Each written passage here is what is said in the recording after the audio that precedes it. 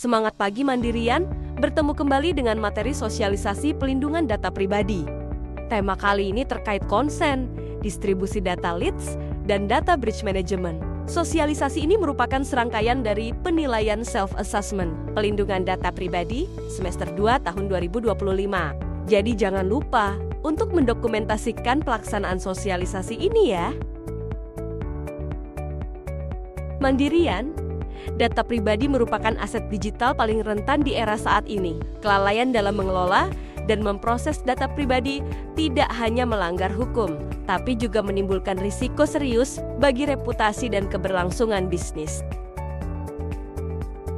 Apabila kita gagal melindungi data pribadi, terdapat potensi risiko yang akan terjadi, mulai dari potensi denda hingga 6 miliar dan hukuman penjara hingga 6 tahun. Denda administratif maksimal 2% pendapatan tahunan terhadap variabel pelanggaran hingga pembubaran korporasi.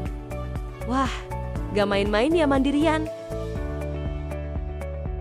Mandirian, pelindungan data pribadi sudah diatur secara resmi di Indonesia pada Undang-Undang Nomor 27 Tahun 2022 tentang pelindungan data pribadi. Nah, di Bank Mandiri, kita juga sudah memiliki ketentuan internal yang menjadi panduan pelaksanaan, yaitu standar prosedur pelindungan data pribadi dan petunjuk teknis operasional pelindungan data pribadi. Untuk memitigasi potensi risiko dalam penerapan PDP, Bank Mandiri telah menyusun framework dengan visi Responsible and Trustworthy Data Protection. Framework ini bertujuan untuk meningkatkan kepercayaan nasabah, memperkuat mitigasi risiko, serta memastikan kepatuhan terhadap regulasi yang berlaku. Selain itu, framework PDP Bank Mandiri telah mengakomodir seluruh requirement yang tertuang dalam Undang-Undang PDP. Adapun framework ini terdiri dari 4 pilar, yaitu Assess, Protect, Sustain, dan Respond. Mandirian, dalam menjalankan aktivitas pekerjaan sehari-hari, kita sering berinteraksi dengan data pribadi, baik milik nasabah, pegawai, maupun pihak lain. Nah, sebelum data pribadi tersebut digunakan atau diproses, bank wajib memastikan bahwa ada dasar yang sah sesuai dengan ketentuan Undang-Undang Pelindungan Data Pribadi. Terdapat 6 dasar pemrosesan data pribadi, yaitu persetujuan atau konsen, perjanjian, pemenuhan kewajiban hukum, kepentingan vital, pelayanan publik, dan kepentingan sah lainnya. Dari ke-6 dasar tersebut, pada sosialisasi kali ini, kita akan fokus membahas konsen atau persetujuan. Iya Mbak, saya setuju Bank Mandiri menghubungi saya untuk penawaran produk ya.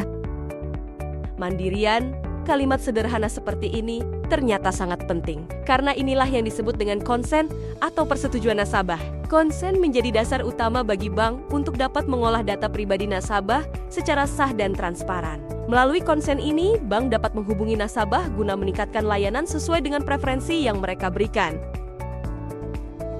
Dalam hal penggunaan konsen sebagai dasar pemrosesan data pribadi, ada syarat-syarat yang harus diperhatikan.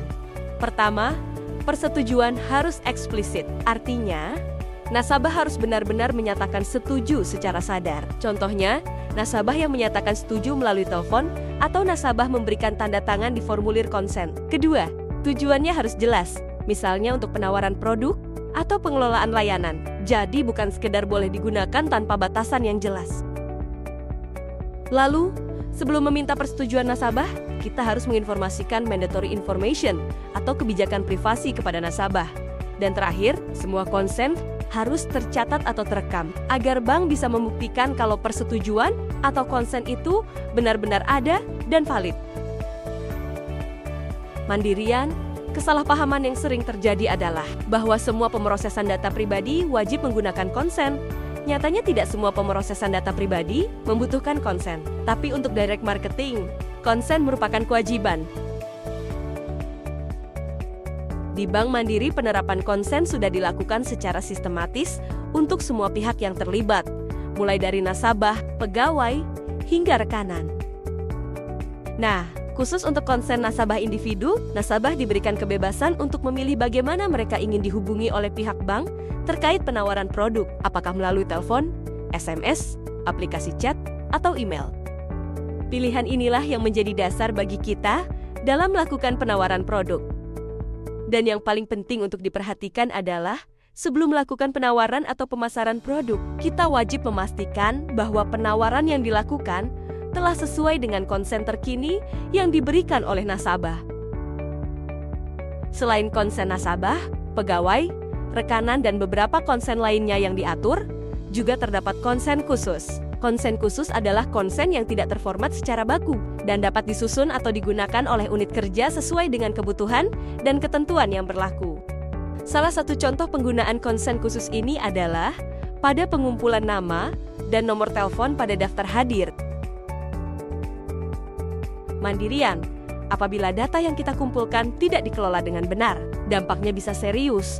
Mulai dari komplain nasabah karena penawaran tidak sesuai dengan konsen terkini yang mereka berikan. Hingga yang paling serius adalah kebocoran data pribadi, di mana data yang seharusnya hanya diakses oleh pihak berwenang bocor ke publik. Risiko seperti ini nyata dan bisa terjadi bahkan dalam aktivitas kita sehari-hari. Di era digital saat ini, kita semakin banyak memanfaatkan berbagai platform online untuk menunjang pekerjaan. Salah satunya seperti Linktree, yang membantu kita mengumpulkan berbagai tautan dalam satu tempat. Namun, penggunaannya tetap perlu bijak. Pastikan tautan yang dibuat tidak berisi data leads, data pribadi siapapun, baik nasabah, pegawai, maupun diri sendiri, serta dokumen internal perusahaan. Karena sekali saja data pribadi diunggah dan dapat diakses publik, hal itu bisa menimbulkan risiko kebocoran data pribadi. Tidak hanya pada Linktree, hal yang sama juga perlu diperhatikan saat menggunakan platform publik lainnya seperti ChatGPT, Google Drive, atau situs-situs sejenis lainnya. Dan apabila sudah terlanjur, segera hapus semua link publik atau file yang tersimpan di akun pribadi. Sebaliknya, gunakan akun dan media resmi Bank Mandiri untuk mendistribusikan data, misalnya melalui Microsoft Outlook, OneDrive, Teams Corporate atau Sales Tools resmi Bank Mandiri seperti Cakra, Manpin, dan PAS. Bagaimana jika dugaan kebocoran data pribadi benar-benar terjadi? Yuk kita simak bersama. Langkah pertama, segera laporkan melalui PDP Helpdesk Bank Mandiri yang ada di Data Protection and Fraud Risk atau DFR Group. Ingat Mandirian, jangan menunda pelaporan, idealnya sesegera mungkin setelah mengetahui insiden. Selanjutnya, laporan yang diterima oleh DFR akan dikoordinasikan dengan tim terkait lainnya untuk memastikan akar masalah dan langkah mitigasi yang perlu dilakukan.